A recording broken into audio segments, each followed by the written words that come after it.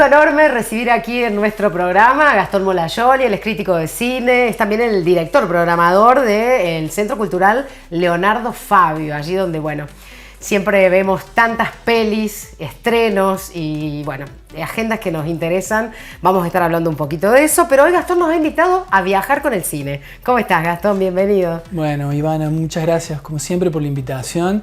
Sí, está bueno esto de viajar con el cine. El cine es una forma, yo siempre digo que el cine es una forma de conocimiento, es una forma de pensamiento, no solo una forma de expresión. También, una de las que a mí más me gustan. Pero también es una forma de viajar, indudablemente. Si uno se anima por ahí a abrir el horizonte de lo que suele ver, más allá por ahí del cine del propio país o el cine norteamericano, que nos gusta mucho también, por supuesto, bueno, de repente uno puede viajar y conocer otras culturas. Uno viaja a Rumania, viaja a Corea, viaja a África, de repente encontrándose con películas de esos lugares o filmadas en esos lugares, ¿no? Exactamente. Y el vínculo entre el cine y los viajes lo atraviesa casi, diría yo, de punta a punta, porque, bueno, pensemos que entre las primeras proyecciones de la historia del cine hay un tren llegando a la estación, ¿no? De algún lado llega ese tren, no es que llega solo para que los Lumière puedan construir ese plano emblemático. Llega de algún lado, bajan pasajeros, o sea que ya desde el principio el desplazamiento de los seres humanos de un punto a otro de un país o del planeta, digamos, es constitutivo, digamos, del cine, porque por otra parte el cine es tiempo, el cine es movimiento, esa es su materia prima, ¿no? De hecho, en los primeros años del cine, los Lumière, luego de patentar el invento y lanzarlo, empiezan a hacer viajes para mostrar cómo se usa una cámara y demás, y se encuentran con que de repente la aristocracia en diferentes lugares quiere ser filmada, como sucedía varios años antes con los retratos primero pictóricos, después fotográficos. Bueno, los zares, los reyes querían ser filmados, ¿no? Entonces el cine se vuelve de repente una herramienta de propaganda para la aristocracia, ¿no? Para las monarquías. A mí me interesaba traer en esta intervención otras 3 películas, quizás más acá en el tiempo, no tanto, pero sí muy significativas para pensar las posibilidades del viaje en el cine como un principio poético, podríamos decir, ¿no?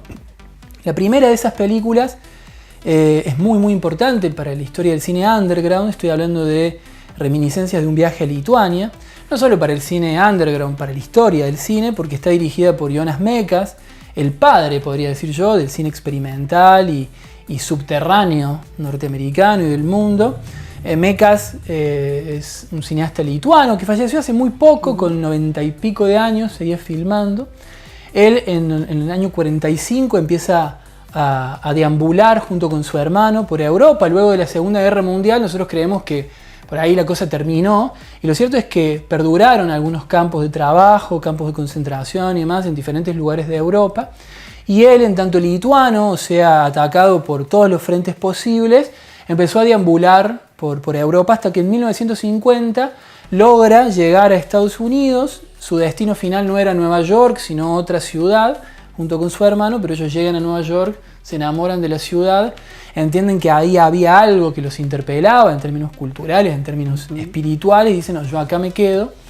Y lo cierto es que eso que está registrado por otro lado en un diario que se llama Ningún lugar a donde ir, que recomiendo muchísimo, es el primer paso para todo un movimiento artístico, no solo cinematográfico, que va a involucrar a artistas como Andy Warhol, Lou Reed y tantos otros más, muy, muy importantes, digamos, para pensar el arte de la segunda mitad del siglo XX, ¿no? Pero empieza a aparecer ya en esta película, en donde él vuelve 25 años después a Lituania, algo del orden del exilio, ¿no? O sea, no cualquier tipo de viaje, sino un viaje por razones forzadas, por razones políticas, ¿no? Que lo encuentra él 25 años después en un lugar que ya no es el mismo, y él tampoco es el mismo, ¿no? Encontrándose con su familia, con esos espacios y demás. Es una película conmovedora, muy poética por otra parte, no hay un relato, no es que uno se pierde por momentos en ese viaje. son como destellos, ¿no? De imágenes que son profundamente significativas para él y para cómo su hermano, ¿no? Sumergirnos, ¿no? En ese contexto, bueno, y nos lleva a hacer comparaciones, ¿no? Sí. Esto del exilio en aquellos tiempos y bueno, los que hubo en tiempos posteriores, nosotros desde aquí lo sabemos. Sí. Bueno, maravilloso. Sí, es una película que recomiendo muchísimo. Es una de las primeras expresiones del cine diario. Claro. O sea, es como un diario lo que vemos, ¿no? La otra película que me interesa es bastante más contemporánea, si bien no tanto, ya tiene 10, 15 años. Estoy hablando de la última vez que vi Macao, de João Pedro Rodríguez y João Guerra da Mata. Son dos cineastas portugueses que se van a Macao, una ciudad, una región en realidad de China que hasta fines de los años 90 fue una región administrada por China y por Portugal. O sea, fue durante 400 años colonia portuguesa. Claro. Y él se encuentra con ese lugar, se encuentra con un lugar en donde hasta hace poco supuestamente era una colonia portuguesa, pero nadie habla portugués. El cineasta portugués se encuentra en ese lugar, no sabe muy bien si es China o no, porque al mismo tiempo no se parece a otras regiones. Hay toda una intriga, o sea, no es un documental lo que vemos, a diferencia de Reminiscencias, porque hay una mujer a la que él va, una mujer trans, que él va a buscar, una amiga que pareciera estar en aprietos, pero no la encuentra nunca. Entonces toda la ciudad se empieza a poblar, pareciera, de fantasmas, ¿no? A él no lo vemos, a ella la vemos una sola vez al inicio, en ese número tan hermoso que representa en un cabaret de ahí de Macao, y de repente el cineasta se pierde, ¿no? Se pierde en esos espacios, se pierde en un lugar que ya no dice nada acerca de sí mismo, porque él tiene un vínculo personal, por lo menos el narrador, ¿no? Claro. Hay que ver si se ajusta a la experiencia real del director, claro, pero sí, no importa. Sí.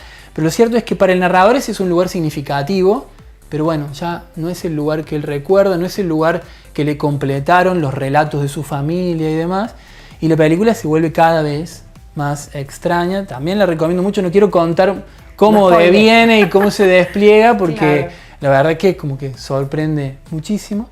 Y la otra película, la tercera, sobre la que me interesaba por ahí conversar y compartir, y de paso recomendar también, claro, es de Melina Terribili, es una película argentina, se llama Ausencia de mí, sobre una figura fundamental de la cultura latinoamericana como Alfredo Zitarrosa.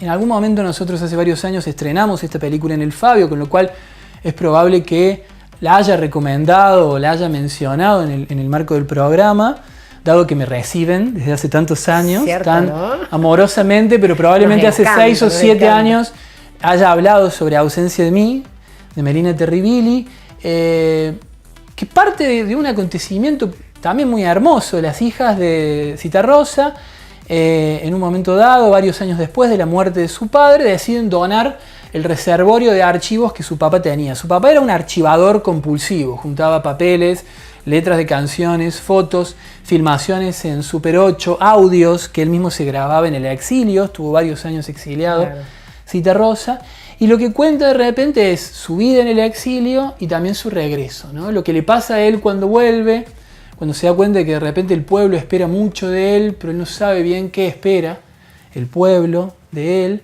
Imagínense que el que vuelve no es una figura política, es una figura artística, no, claro, y de repente lo reciben como si fuera Perón volviendo del exilio. De hecho, es muy conmovedor el momento en que él llega y lo trasladan al Estadio Centenario para que cante, porque de repente el que habla realmente pareciera ser un líder político que va a devolver la esperanza en una revolución o en el reordenamiento, claro, sensible de la realidad.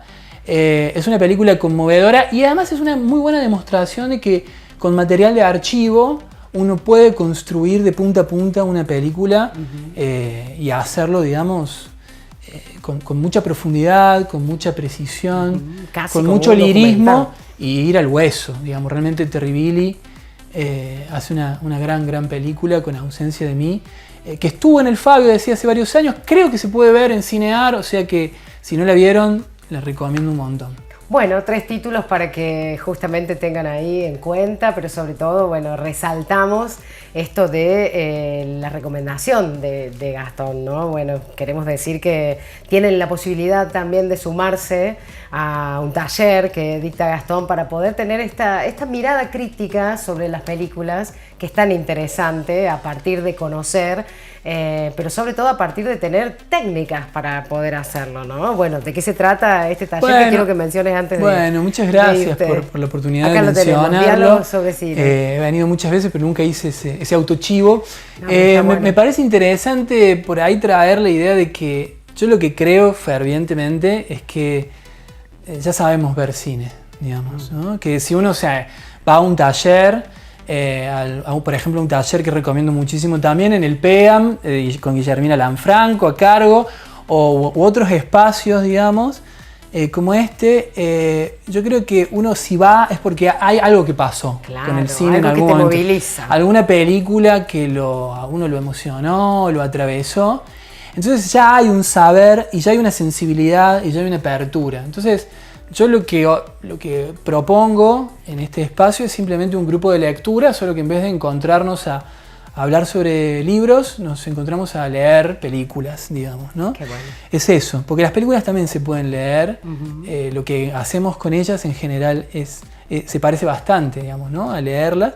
Y cuando uno lee, está comparando lo que lee con otras cosas que leyó, con otras cosas que escuchó, con otras cosas que vio, con su propia formación, con su historia de vida. Entonces, no es un espacio académico, aunque yo no por eso dejo de ser o de pretender ser riguroso y demás, sino un espacio de encuentro, de escucha, un entrenamiento de escucha, de la mirada, así que bueno, nada, ahí está la invitación hecha. Entonces, ¿se tienen que inscribir, Gastón?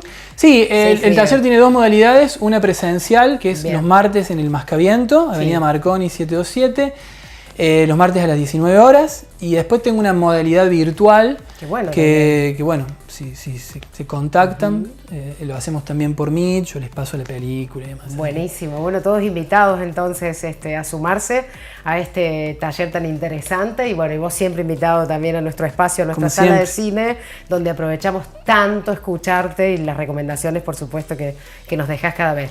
Nos falta hablar del Fabio, de todo lo que se viene, te vamos a tener muy pronto, porque en marzo arranca el año, ¿viste cómo es? Cuando quieran. Así es que nos falta hablar de eso, te esperamos muy pronto para que nos cuentes. Cuando quieran, muchas gracias. Gracias a vos, Gastón, hasta pronto.